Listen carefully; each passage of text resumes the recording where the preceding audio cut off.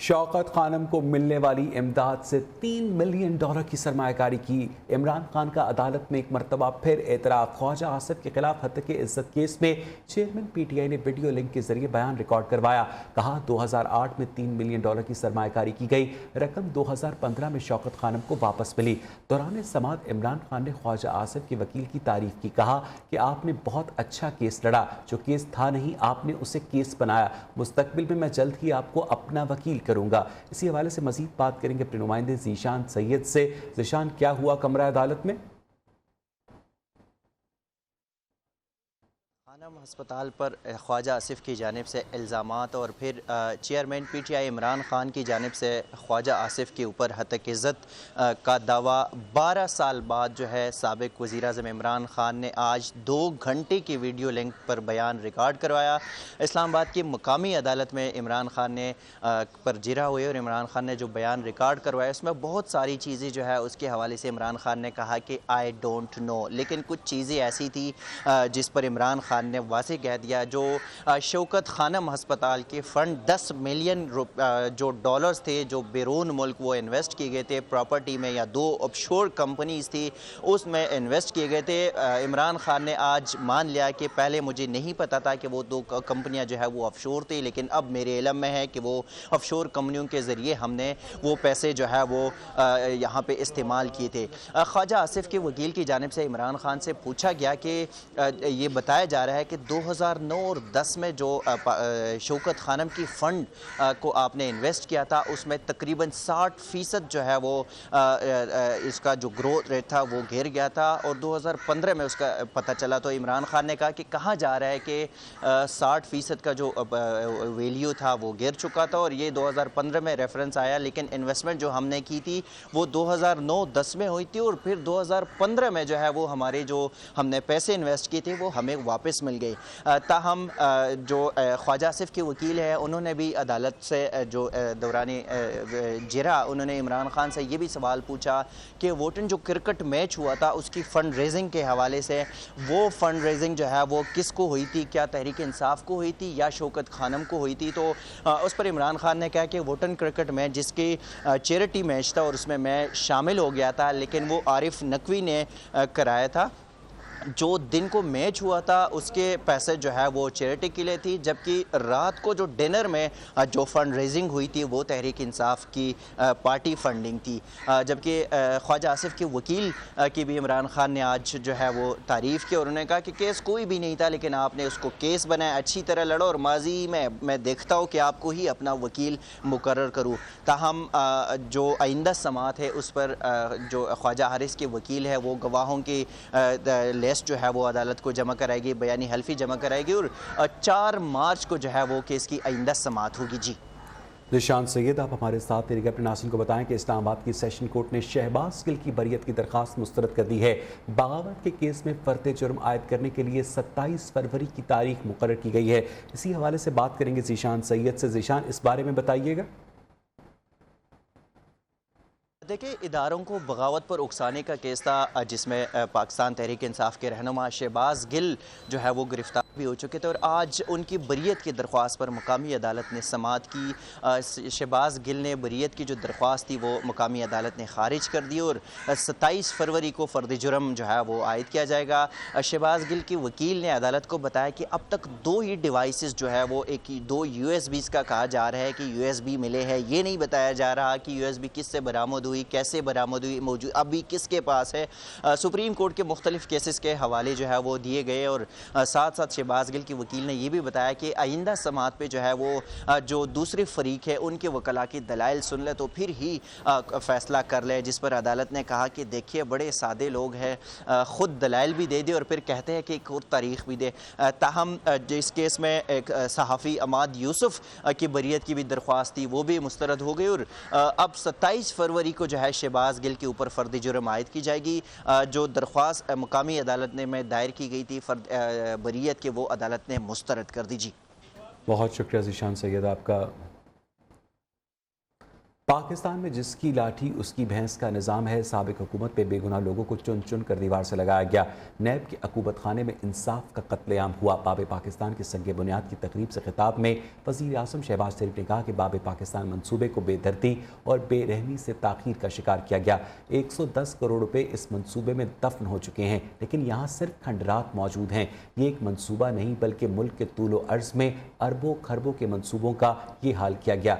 जब तक निज़ाम तब्दील नहीं होगा पाकिस्तान तरक्की नहीं कर सकेगा। इसकी लाठी उसकी भैंस, बेगुनाह लोगों को चुन चुन कर दीवार से लगाया गया। नैब के अकूबत खाने में कोई ना जाए, क्योंकि वहाँ पर जो नाइंसाफ़ी रवा रखी गई, जहाँ पर इंसाफ का जहाँ पर वो कत्लेआम हुआ, किस बेदर्दी और बेरहमी से इस मंसूबे को मौखर किया गया, तबाह किया गया।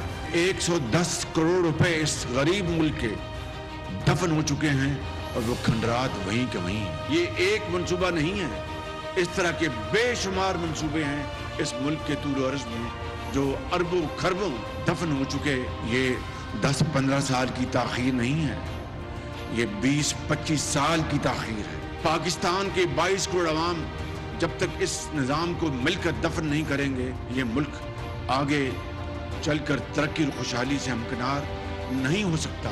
रहनुमा पीटीआई फवाद चौधरी ने कहा कि पीडीएम हुकूमत को दुआम देने के लिए मुआशी इमरजेंसी लगाने की गुफ्तगू कर रही है। ऐसा हुआ तो इसके शदीद सिक्योरिटी असरात मुरतब होंगे। उन्होंने ट्वीट किया कि एटमी प्रोग्राम दुश्मनों के प्रोपेगेंडे का मरकज़ होगा और हमारी आज़ादी महज रस्मी होगी। ऐसी अहमकाना पॉलिसियों पर ज़द करके मुल्क की सालमियत को दाव पर लगाया जा रहा है। इंतखाबात करवा के हुकूमत मुंतखब लोगों को दी जाए। मुल्क के मुस्तकबिल से खेलना बंद होना चाहिए।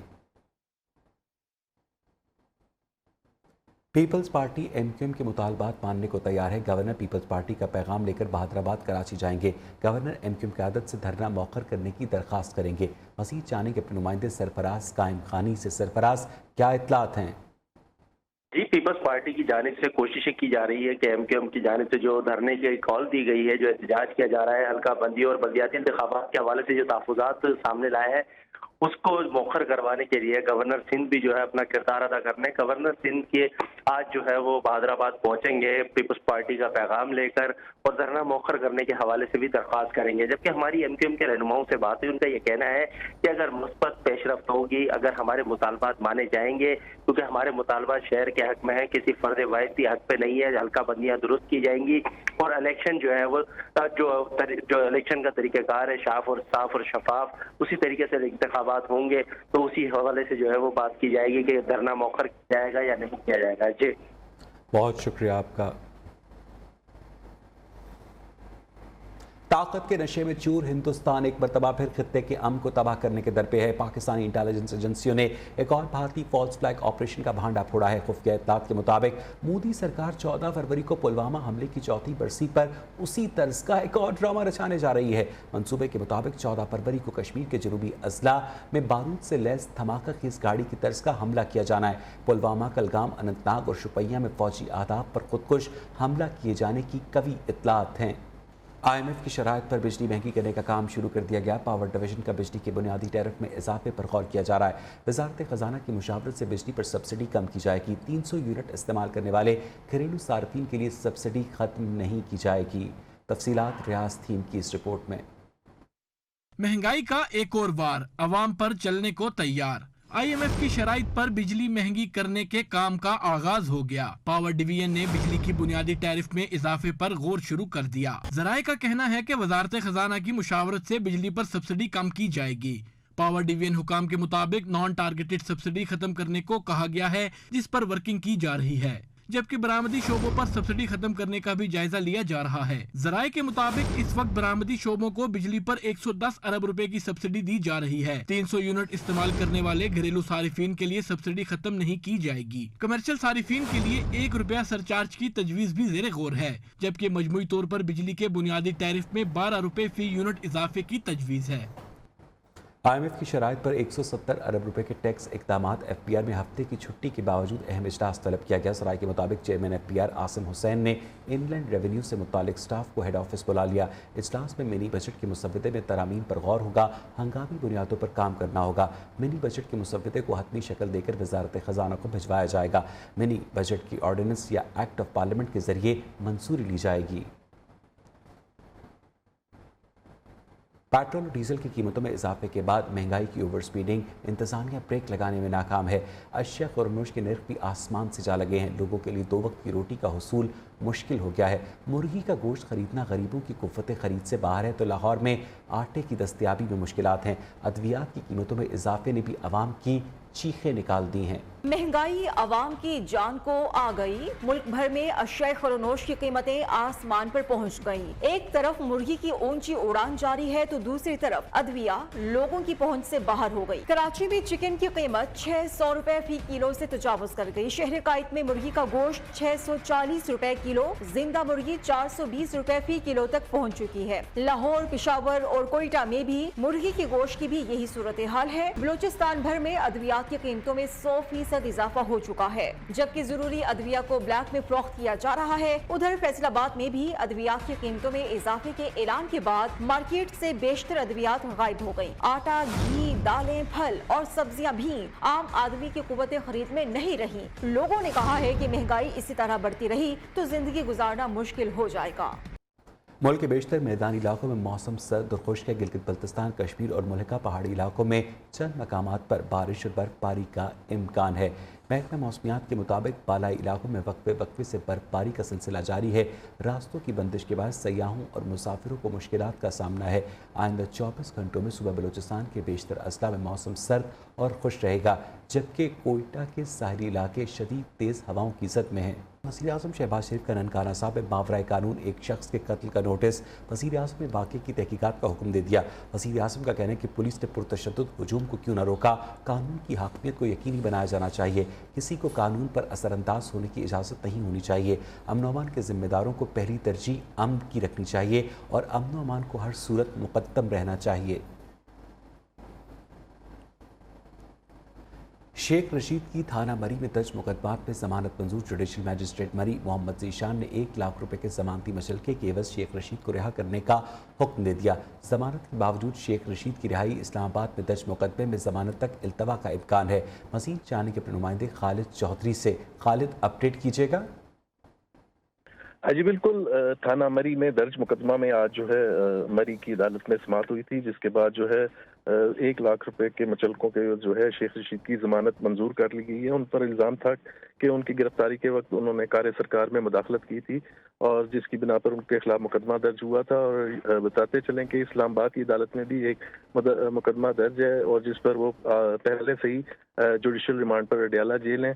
ताम मरी वाले मुकदमा में उनकी जमानत हो चुकी है और इस्लामाबाद वाले मुकदमा का फैसला होने के बाद उन्हें अडयाला जेल से रहा किया जाएगा। जी बहुत शुक्रिया आपका अपडेट करने के लिए। इसके साथ ही 3 बजे के बुलेटिन में इतना ही। मजीद खबरों अपडेट्स के लिए देखते रहिए न्यू न्यूज़।